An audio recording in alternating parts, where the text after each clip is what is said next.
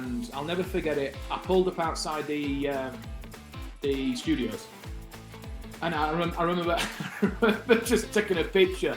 It said visitors parking, Fox TV network, and I was like, "What am I doing? What am I doing? What am I doing here?" I know, yeah, but this is it. I was like, "Oh my gosh!" But do you know what? I just thought, especially coming out of the pandemic. I mean, what have you got to lose?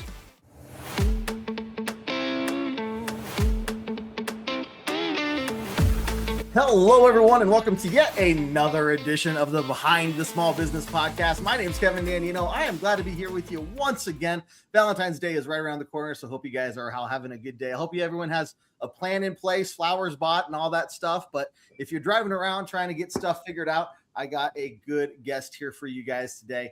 Mr. Nova, he has a fantastic story. He owns a business of his own. He's also a media personality. And has just a great attitude, a great personality. And I'm excited to talk to Nova today. Man, how you doing? I appreciate you taking the time to just join us and sit down and talking with us all today. I'm all right, Kevin. Thank you so much for the invite. Where did you and I meet? You caught me somewhere like in a corner. And I was it was my wife's chorus concert down there in the Springs, the America the Beautiful concert. Yes. Yeah, you emceed it a couple times, and then the first time I thought about approaching you, but we were just starting this podcast. So last year, after Christmas, I was like, man, this would be a great guy to have up on this podcast. So, well, I appreciate that. A massive shout out, obviously, to the chorus and Velvet Hills as well, because that was the last concert I hosted for them, and then I'm back in again in June. So it's a bit of a it's a year. I've been asked. It's my third year that I did the last concert. See, I'm going into my fourth year now. So it's cool. It's cool. A great crowd, and especially the Christmas concert. It gets you in the Christmas feel, doesn't it? So it's wonderful. Sure. So but thanks for having me on the show. Appreciate this. I'm excited to hear everything you have to say and just hear more about your journey and about your businesses. So I'll let you kick it off. Just tell us all about who you are, where you're from, and how you got to here in Colorado, and not just being a media personality and everything that goes into that, but also owning a British pub in the Colorado Springs as well. So take it away. Yeah, that's a British guy's dream come true. That is. It is. No, I mean, how long have you got? Because obviously it is a pretty interesting journey. It's been a very exciting journey. America's been a third of my life, really, which is pretty remarkable. Not even just from the work aspect, but personally as well. My wife's American, from Kansas City. I'm married into the Chiefs family, so unfortunately I've got to look at the Broncos sign now for the next hour. But it's all right. It's hey, you boys did all right. I thought you did okay. Yeah, sure did. But you've warmed up for next season, so it's all good. Exactly. But yeah, long story short, I started off in the music industry back in 2010, 2011 with my band Scars on 45. We got offered a record deal to Chop Shop Atlantic Records worldwide. And this was one of the biggest things in my life, as well as not just me, but my so-called brother and sisters, my friends who were in the band as well. And it was huge leap for us, life-changing. And we ended up touring this huge country that is the USA, and it became our second home. We used to be here 6-7 times a year, back and forth from England, doing radio shows, doing TV shows. I mean, we were fortunate enough to do Jay Leno. We did YouTube, Presents, VH1, etc. And we put albums out and music on TV shows, etc. And then we got released by Atlantic Records, as you do. And then we got signed by another label called Network Records. So we did that worldwide deal again, did another album, all that same cycle, and carry on, cycle. And then we got dropped by that label.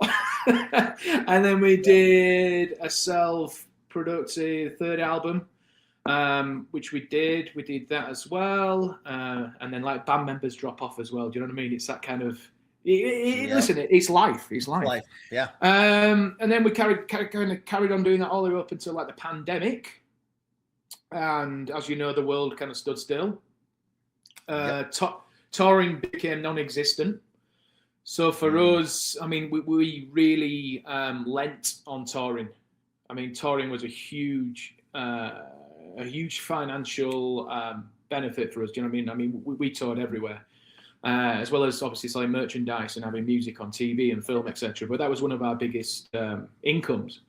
So obviously touring stops. We all kind of just calmed down, and I made the decision of staying back here instead of going back to England. And this is when like Trump shut the borders. Remember, I can't remember what it was. It was like March 2020 or something. I can't remember what it was. Yeah, early. And I just made a decision to hand back here in America. Spoke with family back home. Said, yeah, just do what you need to do. And obviously, no one knew it was going to be like 2 years of restriction. And then during that time, I started just kind of reaching out to people, doing co-writes around the world, because you could still write. Do you know what I mean? You could still be productive and creative. So I did that. I got a few bits myself personally on commercials and TV shows myself, and just got really creative and locked myself away in like the home studio and learnt the craft. That's what I did, because I didn't really have that chance with a band. So I did that. And then as soon as the pandemic kind of opened up, I've always had my media brand called Nova Meets, which is literally anything like you've seen it, from live hosting to restaurant reviews to man on the street stuff at events. Yeah, I did it for my football team, Bradford City. That's where it all kind of started for me. And that was simply just obviously doing live hosting in the Legends Suite. Do you know what I mean? You get a pass player after games, before games. So I did that. Anyway, so I brought that back into context over in America. I thought, is this going to work in America? A British guy with a mustache, let's just go out. So things started opening up. So I went to like local restaurants and started reviewing the burger. Yeah. Okay. And I went downtown Denver and like interviewed people. What you wearing for Halloween? And just did like, just like cut short stuff. And yeah, I went to the beer festivals. I went to Comic-Con. Yeah. Yeah.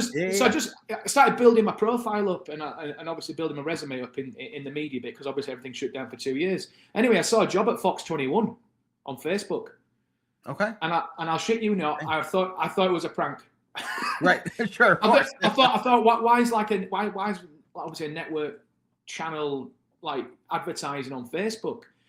Mm-hmm. Anyway, so I clicked on the link and I applied for it. And within 3 days, I got a response back saying, come down to Colorado Springs for a chat. And this was my boss at the time, Mr. Joe Cole. And I'll never forget it. I pulled up outside the studios. And I remember just taking a picture. It said, visitors parking, Fox TV network. And I was like, what am I doing? What am I doing? What am I doing here? I know, yeah, but this is it. I was like, oh my gosh. But do you know what? I just thought, especially coming out of the pandemic, I mean, what have you got to lose? Yeah, exactly. Nothing to lose. And I got a call down, so I was like, right. So I went in there, got called in, and I'll never forget this. I went into the news director's office, and there was a 12 by 12 foot picture of the Beatles. And I was like, oh my gosh. So we spent more time talking about the Beatles than we did about the job. So we sat there just talking about music and everything, about obviously my journey through with the band and everything. And he literally said, I like you. I want to see you again. Exactly. I want to see you again. We've got 3 other candidates, and the 3 other candidates have got 20 years experience. And he literally looked at me and went, you obviously don't have any TV experience, but your personality is what we really need. So I can teach you TV, but I can't. Sure. I don't need to teach you personality. I was like, right, okay, blah blah blah. Anyway, a week after, it was like the longest week ever. I got a phone call. I ended up getting an audition. Who was then my co-host at the time, and he offered me a 3-year deal, and that was it. And I was like, holy, and I'll never forget it. Yeah. And because I didn't see my family because I was coming out of the pandemic, I said, can I ask for one wish? Can I just go home and see my family? He goes, you take as long as you want.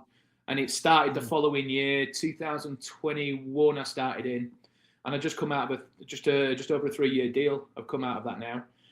And then, so I told you it was a long story. Well, you're good. Obviously, throughout my TV hosting career, because I did the lifestyle show, you get sent out to interview. It's a playground. Southern Colorado is a playground. We're so fortunate to people I've met and the community. businesses, and one of the assignments were the old Brit Pub, which was north of the border, just off Nevada, on Corporate Drive, a little bit out of the way, off the 25. Anyway, so they said, "No, but you go do this interview because you're British." Yeah, right, sure. Okay. I mean, whatever. Okay, it's all right. We all speak the same language. It's all right. So I went out there, and I'll never forget, Kev. I walked in the old location of the Brit Pub, and out walks my co-owner, now business partner buddy Steve. Out walks Chef Phil, co-owner, and out walks Marty, who was my co-owner now. And we're stood in a circle, and it was like, "Where are you from? Where are you? Oh my gosh! Oh, I live. All right. Oh, cool. Yeah." And so we did the interview for the show, and then off camera, I simply said to Steve, "How's it going? Let's be honest. Cameras are off now." He goes, "I'll be honest, it's just, it's not good. The building's falling to bits. The landlord's a bit of a dick, and to be honest, I need to get out of here." I said, "Well, what do you need? What do you need?" And he goes, "Well," he started laughing. He goes, "Ideally near a football stadium." As in soccer stadium. Right, soccer stadium. Right, exactly, yeah. Soccer stadium. So in my head, I'm thinking, right, well, we're not in England. Literally, like, football stadiums are in every little town you go around. Same, like pubs. But straight away, I thought switchbacks. Anyhow, through Fox, I was doing the sport casting for the soccer because no one wanted to do it because they didn't understand soccer. So this again, they sent me out. "No, but you go do it." So obviously, I befriended all the Switchbacks crew. All the coaches are all from Ireland, etc., and all the directors. And I literally went to the directors who are now Widener. So Widener owned the stadium, and they were building their apartments behind the South Goal. And I said, "Who do I need to speak to about putting a British pub in them apartments?" They went, "Us." I went, "Well, do you fancy a British pub?" And they went, "Well, why do you come and look around?" So I took Steve down, made some introductions. Within a week or so, he's signing a lease to put his Brit pub in there. Anyway, a few weeks passed, months passed. I got a phone call from Steve who went, "Do you fancy coming on board?" I went, "What? As what?" He went, "Well, exactly. be an owner." I went, "I've never owned a pub in my life. It's my dream. It's almost He goes, "No, you just look after marketing, social media, doing interviews like this, getting the word around, working with community, doing what you're doing literally with a TV show. But just do all the socials, do all that stuff. You're good at it. We're not good at it." And then so I said, "Right, okay," I did that. He offered me a deal on that, and I became co-owner of the British Food Group, who own the Brit Pub in Colorado Springs downtown and Codswallop Fish and Chip Shop in Old Colorado City. So we've got two little babies that we look after. So that's kind of where we're at now. So on the Brit Food Group, we've got 5 owners. Okay, and there's myself, Steve Jones, who is the original kind of founder of the Brit Food Group. Phil Griffin, he's the head chef, executive chef, so all the recipes, even at Codswallop, is all him and the Brit Food Group. And they've got Marty Troy, who looks after all the Codswallop entities, all that. And then we've got Meredith Klube. And Meredith is the most sweetest person you'll ever meet ever. And she brings that female touch to the group, which I think we've always needed. And it's that kind of sister feel, and we love it. But her expertise is nearly 30 years being GM at Jack Quinn's. So we brought Jack Quinn's. So we brought her across from there, and she ended up signing a deal as owner as well. So we got a kind of 2-for-1 for that because we were looking for a GM at the time. So that's our kind of story of how it all kind of came together. And do you know what? It was so funny when we opened the pub back in October, when we had like the media nights, etc. I was thinking, where did I meet everybody? And everything was met. Everyone was met coincidentally through Fox 21. I interviewed Meredith in studio when she was at Jack Quinn's, and I'm interviewing Steve, Phil, Marty, all on the show. On the show. And now it's like we're all like a team now working together and bringing all our skills in. And because it was funny, Phil and I were speaking a few weeks ago. I think somebody asked us a question as like what do you all do? What we all bring something different into this entity. Phil is an outstanding chef, executive chef, Do you know what I mean? His food, his ideas, his kitchen control, his management, his expertise is something I can't do that. But Phil can't do social media marketing, stand in front of a camera, interviewing people, standing in front of people, 2,500 people or whatever, doing it. That's what I'm saying. Steve is outstandingly good with numbers. I think he invented the calculator, right? but that's what you need. You need someone like that who's very stringent when it comes to finessing numbers and bringing things to why we're doing this. Oh, what's this? Bring this. Meredith is a GM. Like she can run that castle as bad as anybody else. Sorry, when I say bad, I mean badass, right? Not bad, exactly. But I mean, like she and there's so much trust in that, and she presents herself so beautifully. She's there, and she's got great staff, and people respect her, and it's fantastic. And then you've got Marty, who's one, the people's person. He knows how to run a fish and chip shop. Do you know what I mean? He's got that personality. People love him, and he brings across that through what he does, and he works his backside off. And we all just have that. We all have that piece of the puzzle that we put into this business. So it's cool. It's been a crazy. I'd say 12 months since leaving TV, but exciting. I bet. You know what I mean? So. I love the story, man. I really do. And there's a couple things that I want to pick at a little bit and ask you about, especially just, tied towards other business owners that are listening or aspiring business owners, especially.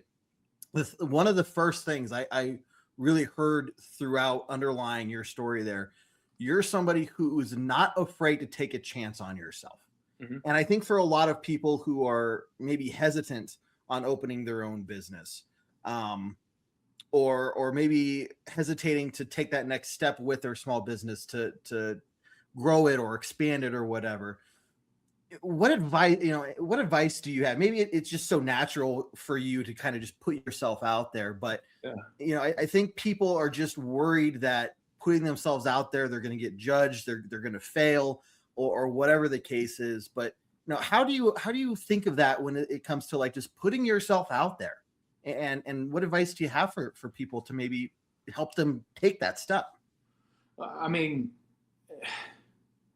the biggest thing for me personally is you get one crack at this life, don't you? Yeah. All right. Yep. You get one crack at this life, so why not just try what you can get your hands on? I think I've been through every single business sector so far that I'm a fan of. Music, I'm still a fan of. I'll always have music in my life. If I take music out of my life, I'll be the most miserable person in the world. Moving on to TV, media, I love it. I do love it. I love, and it's not just media when it comes to media, Kev. It's more like people. Do you know what I mean? Like you're doing it now, scraping. What? Every single person's different. Okay. Yeah. And scraping that story out of people. Do you know what I mean? And it's like it's such a fortunate skill to have. Yeah. And I love it. And then thirdly, the hospitality region. The hospitality, it is a region. And the hospitality kind of sector arena, but it's all three. It's three things that I'm I'm huge fans of. Hospitality, and it's a new thing for me. So I'm learning now. Yeah. Sure. So my advice to anyone who wants to do it, go do it, and go learn. And get out there and get uncomfortable. A lot of people don't like getting uncomfortable. I kind of thrive off it. It's like I always thrived off, especially in the TV world, constructive criticism. Sure. I loved it. And the reason, and one of the biggest things when I did notice that, my boss sat me down, he called me in, like after a few weeks, whatever. I can't remember when it was. Maybe after my first quarter. And he goes, "Nova, you're watching yourself." I went, "Sorry?" He goes, "Are you watching yourself?" I went, what do you mean? What do you mean? Yeah. Are you watching your interviews back? And are you critiquing yourself? And I went, "No, I'm not watching myself. What are you talking about?" Sure. And he went, "No, just go try it." So I started doing it. It's the most uncomfortable thing you'll ever do. And that's a little bit of advice, Kevin, like when you do, even on your podcast now, go watch yourself, go to critique yourself. And I started getting so technical even like what my hands were doing on TV and everything like that. And do you know what? I became a better host. I became a better host. And listen, nobody's perfect, but I became a better host. I became much more confident myself. Delivery of questions, the way I sat, the way I looked at the camera, timing and everything like that. It's huge. Going into business now, listen, is the biggest thing I've gained is a team. I could never do this on my own. Okay. Mm-hmm. So always remember there's someone there to ask questions, to help. You're going to make mistakes. Everyone makes mistakes. And I think with our mistakes, listen, for every 10 ideas, we might have got one that works. That's fine. Yeah. Back in the day, if I pushed an idea to this team or any team and they went, no, that's a shit idea, you're not doing it, I would have taken it personally. But now it's like, right, move on. You become stronger. So my advice is go for it. Don't do it on your own. Don't put pressure on yourself. And have that backing, have that support. But at the end of the day, remember, just life is too short. As we know, we've already been hit with the two years off with the pandemic, etc. Just get out there and get hungry. And if you've got an idea, or listen, it might be an existing business idea or something that you want to progress or do something, try it. Do it. Do it. I always say, if you ask a question or whatever, or you've got an idea or whatever, and you ask someone, what's the worst thing they can say? What's the worst thing they can say? Thank you. Yeah. Like, okay. Yeah, cool. And that's what it is. You just got and that's my advice. Just go for it. I think I love that advice. And honestly, I kind of feel like it's advice for me, because it's between this podcast, my Broncos podcast. When's the last time I went back and I washed myself? I haven't. And just the idea of it alone is, it makes me feel uncomfortable to think about it, right? So I think there's really good advice there, and not being afraid to take those chances. And I get where people don't want to fail. Maybe they failed 20 times already, and they don't want to fail for a 21st time. But even in those failures, even in those mistakes, there are lessons to be learned. Right. And you can take away, hey, there was something with this, like, that idea ultimately failed, but what about that worked that I could take over into this next idea, this next chapter, this next venture. Right. But it's not worth holding back. It's not worth sitting there saying, oh, I have this idea, but it's a lot of work, or maybe I don't have the right knowledge or experience yet. So I'm just going to maybe wait a year, and then a year becomes 5 and it becomes 10. And then before you know it, you're like 65, 70, and it's too late. No, you are right. And listen, I've just turned 40, and the missus, bless her, she's always like, how much stuff you're always keeping busy and stuff, which I do like. I love keeping busy. And I think since leaving Fox as well, especially in the Colorado Springs community, I'm knowing more people. I've got more connections since I did when I was in the TV, which is, listen, it's a good thing. Yeah. But even stuff like people go, oh, you just do the socials and stuff, don't you? But it's not just socials. It's about interacting with people like yourself now. This is part of my job. Do you know what I mean? We're sharing the love about the businesses as well. Like doing radio, we've got food bloggers coming in, food reviewers coming in, etc. That is connection as well. Working with community. And another thing that people go like, who replies to all your reviews? I went, me. I reply to everything. I reply to social media messages. I reply to comments, good or bad. I reply to all customer reviews as well. And another thing I do, I ask the customer to reach out. Let's have a chat. Okay. I want to hear about feedback. A lot of business owners as well are a little bit scared of that. Sure. We're all human. Okay. Right. And if I was a customer, I'd have so much respect for a business owner reaching out to me going, can I just get a bit more feedback on why you give us 3 stars? Sure. And for us, again, it's progression. It's how you build as a business going. And listen, this is not pointing the blame. I'm just saying, right, no. You emphasized that our whatever it was too, I don't know, too salty. I don't know, whatever. Yeah. Give us some more feedback. Because how do we progress as a business? Right. So, and I think a lot of business owners, especially in the restaurant world, are a little bit scared of that. There's nothing to be scared about. And that's something I didn't months of just reading marketing stuff. And one of the things was customer interaction and having that human connection, not computer, human, and offering a handshake or meeting with the person or just having that communication, which is one-to-one. And that has helped. And I've learned a lot from that. It's rare. It's rare now. Everything is computerized. Everything is electronic. Yeah. So, to have somebody who's willing to swallow their pride, and that's a tough thing to do. Like you said, we're all human, right? We all want to think ourselves as the best version possible, right? And then to hear negative feedback, for some people, it's something they're not used to, right? And if they maybe silo themselves into this position of tuning that out, there's no progression there, right? So to have that human experience to go out there and say, forget the computers. Like, I appreciate the feedback you put there on Google or whatever, but I now want to, as a face-to-face, human to human, talk to you and hear that feedback. It adds a layer of personality that I think a lot of businesses just don't even think about using, because again, it's just so easy. Like, let me reply online and cool, I'm done, I'm moving on. Right. If they even sit there and apply or reply to whatever comment or whatever. So I think that's a huge thing that I think a lot of businesses could do better about nowadays is, you're interacting with people, and the people are buying your product or buying your food. And so to add that back in as a major focal point to your business, I think would be huge for a lot of companies out there. Well, I think you just nailed that as well. And not one business is perfect. All right, I don't care who you are. Okay, everyone has mistakes, everyone has the flaws, etc. But I think going back to the reviews as well, that one review or two reviews, especially on Google these days, can scrutinize a business.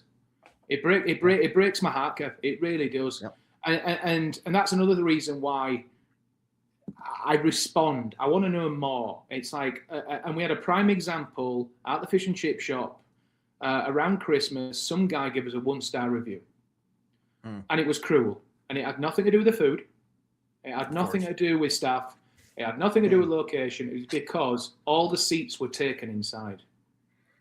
So, unfortunately for this guy, he left a review under his business name. Oh. So I did some detective work and I called the business. And I just reached out to him. I said, "Hiya, my name's Nova. I'm one of the owners for Codswallop. Can you just explain why you give me I just love to know."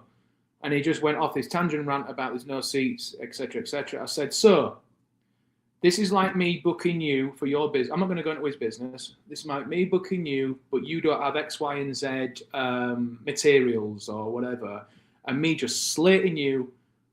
But you're a talented guy. You're a talented guy." Yeah. And he went, "Oh my God, you've got a point." So we're having this conversation. This is a Friday night. And I was being totally honest. I said, "I'm an independent business owner, okay? Like several people in Colorado Springs. And so are you, sir, okay? Yep. It really breaks my heart. Like, this can really affect us, okay?" And he went, "Oh my gosh, I'm so sorry." Week after, he came in with all his friends, loved the food, and changed his rating to 5 stars. And listen, I was not pleading for desperation. I was not on my knees. I just wanted to know. I was being honest. This is from a human to a human, man to man. I just want to know. And if he would have listened, if he would have rung, if he would have given me absolute crap down the phone and stuck by his 1-star review, uncle, I'm done. Sure. But I wanted to hear it from him. And he was so shocked. He goes, "I've never had an owner call me before from a restaurant." Mm-hmm. And the biggest thing for me, and I say it to all the owners as well, I care. Yeah, I care. It's my baby. It's my baby. Of course. And that's part of my job, and that's a big part of my job. I've had 3 reviews today, and one of them just didn't leave anything. He just blatantly just boom, 1 star. Right. Come on. So I've asked him to reach out by email. Let's have a chat. Yeah. Sure. I want to know. I need feedback. Exactly. Right. So, where are you coming from? Yeah. Like you said, if there is actually something severely wrong that is warranting of the 1 star, how can you fix it if there's no talk about it?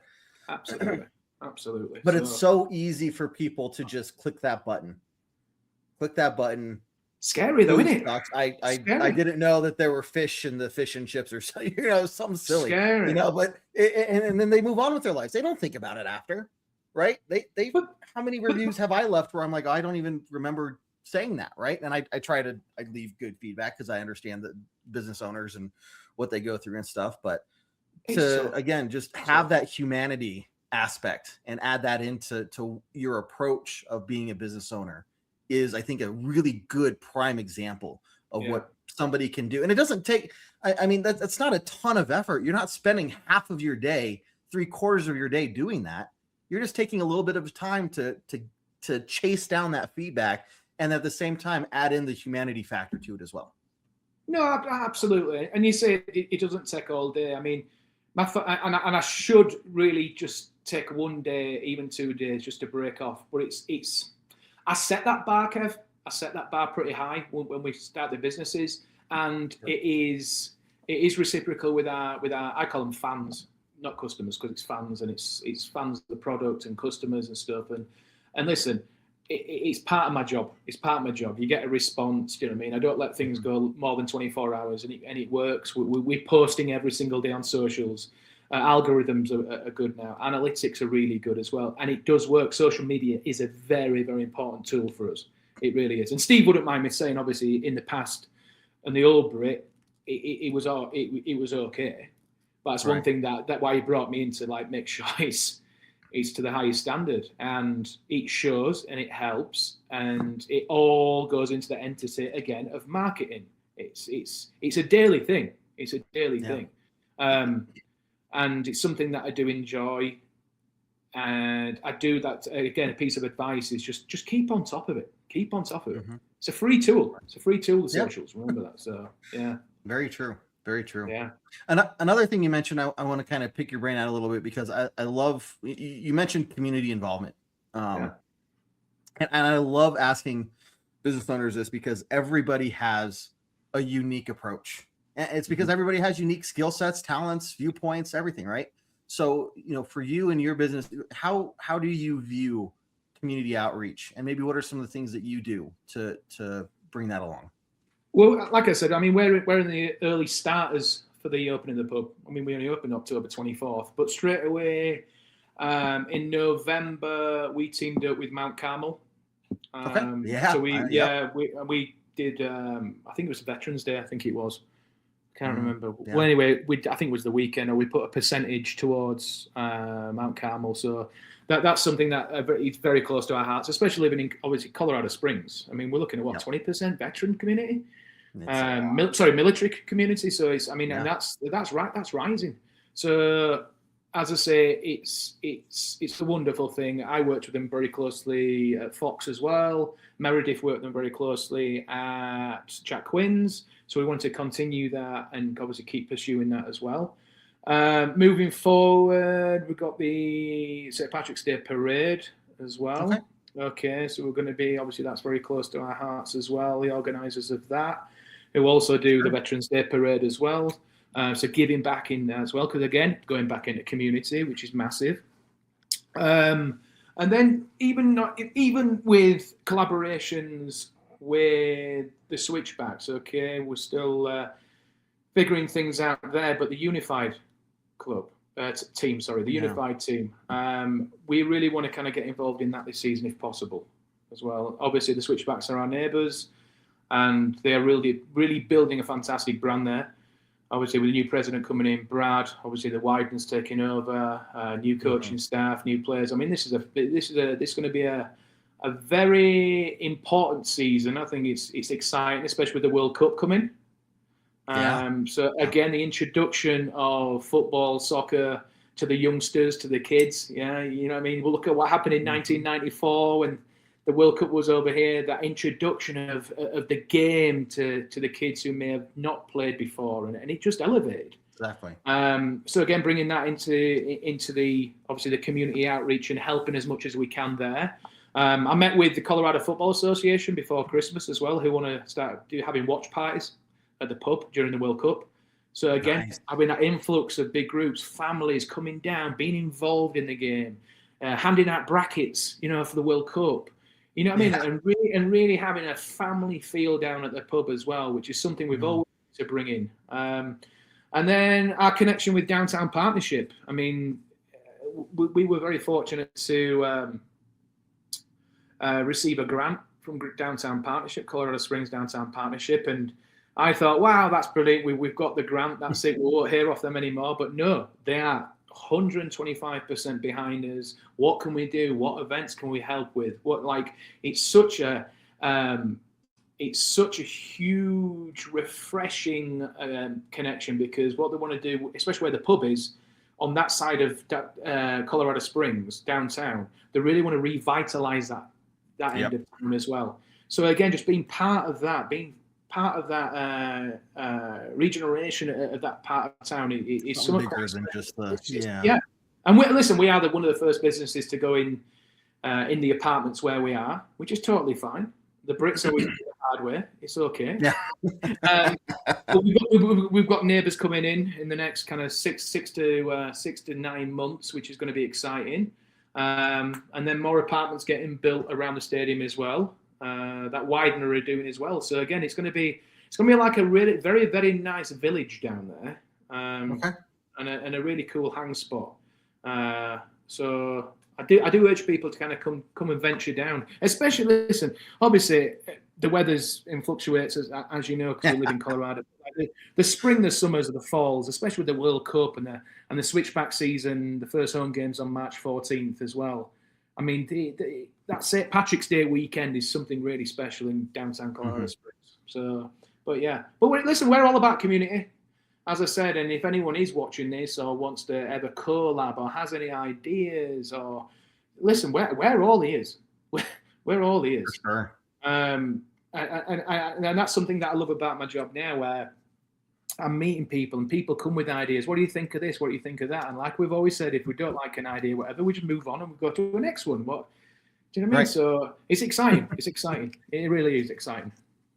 That's awesome, man. Well, look, I am excited to hear more about what you guys are doing down the line as you guys grow, as you get some of these things set in place, especially with the World Cup and stuff. And hey, I've never really been much of a soccer football fan myself, but maybe I'll just give it a try after everything you're saying. Like, hey, maybe it's time to really look into it and see if you get a new fan. But so as we get closer to that, man, after it's all passed and maybe it kind of calms down a little bit for you, I'd love to kind of just hear how it's grown, because you have so many different things going on there and whatnot. So I do want to leave a little bit of time here at the end for you to kind of just remind everybody how they can find you, any other information they want to know, or any other just little pieces of advice you might have for somebody out there. So, well, like I said, if you're in the Colorado Springs area, or even in Colorado, just come and check out the locations. The Brit Pub is at Widener Field, just on right behind the South Goal. Okay, Widener Field, downtown, South Sierra Madre Street. Okay, we're at Suite 100, right at the base of the apartment. Okay, 7 days a week, elevated British fare food, gastro pub feel, upright piano. I'd play on Friday night. Yes. Yeah, we have popped down. And you know what? One thing that I've always said when I came on board as a co-owner, Steve, I said to Steve, I said, can I get some real cask ale in the pub? You know, like back in England, it's everywhere. You know, the hand pulled. He went, you've got no chance. You've got no chance. You'll never get in America. Anyway, I did a bit of detective work and I found a brewery up in Arvada called Hog's Head Brewery. Yeah. And they've got 16 taps of cask ale. And I went in there on a little Sunday afternoon market research trip. And I said to one of the owners, I said, any way we can get some real ale in my pub? Possibly. He goes, no, we don't distribute. I was like, no. Dang. Because you have to distribute, please. Anyway, so we pulled a few strings, and for the first kind of month or so, they were delivering the kegs to my garage because they didn't never delivered before. Then I had to take them down to Colorado Springs, and it was like, oh my gosh. So now they deliver, so it's all good. But we're the only Southern Colorado pub to offer real ale, so which is huge. Okay, so that's a claim to fame right there. Yeah, we're very proud of that. So yeah, you've got the pub there, obviously downtown. And then listen, if you are in the Old Colorado City area, we have got Codswallop. which is a traditional takeaway fish and chip shop, and we've got the famous spice bag that's come out of Dublin. Have you tried the spice bag yet, Kevin? I have not. You're gonna have to go for as you're stroking your beard. You love it. Yeah, I'm thinking about it. Yep. Yeah, traditional takeaway fish and chip shop, just like back home, right next to Leech Pit Records, up in Old Colorado City, opposite the Ent Bank. So yeah, that's 6 days a week there. Great, like I say, fish and chips, mushy peas, sticky toffee pudding, the works. So that's been open since May. And you can find us all on all social media outlets, the Brit Pub, at the Brit Pub, and then Codswallop CO as well. And I'm at Nova Meats. Awesome. At Nova Meats. Yeah, but it's been fun, and it's been fun chatting with you. We could chat all day, couldn't we? Yeah, seriously. It's a pleasure to have you on, and I know you have more experiences and stories to tell, especially as time goes by. You know, being a business owner is never stagnant. And if it is, you're probably doing something wrong. There's always something to learn and more stories pop up and things to share. So, man, I look forward to, I'd love to have you on again later on down the line. And maybe do an in-person little recording or something where we could, broadcast from the pub or whatnot, or get a recording. Oh, I like that. I like that. Yeah. We could show everybody what you got going on down there. So we'll set something like that up. But a little walk and talk. That'd be nice. Yeah. Yeah. Let's do it, man. Well, dude, Nova, seriously, thank you again for your time. For everybody out there, go check out these wonderful places. They sound amazing. It sounds like some really good, just really caring people running these organizations that you have working with you there, Nova. I just wish you the best of luck. I think you're on a good path, and I can't see anything but success coming your way. And that's what I really hope for. So bless you. Remember, Rome wasn't built in a day. Yeah, that's true. One step at a time, man. It's a marathon. It's marathon, not a sprint. I keep telling people it's a marathon. Yep. So let's just enjoy it while we can. So listen, Kevin, thank you so much. All right. Awesome. Well, hey, everybody. Thank you. Yeah. Thank you. Appreciate you too, man. For everybody else out there, thank you very much for tuning in. Again, this is brought to you by Centennial State Insurance Agency. If you need, if you need or want a personal or business insurance quote, give us a call at 303-838-0554. We'd be more than happy to get you set up. And if you are a business owner yourself, this is an open invitation for any small business owner to come on here on the podcast. No strings attached. Get your business name out there. Share your story. You have a story to share, and other people would benefit from hearing about it. So we're looking for more business owners and guests to come on as well.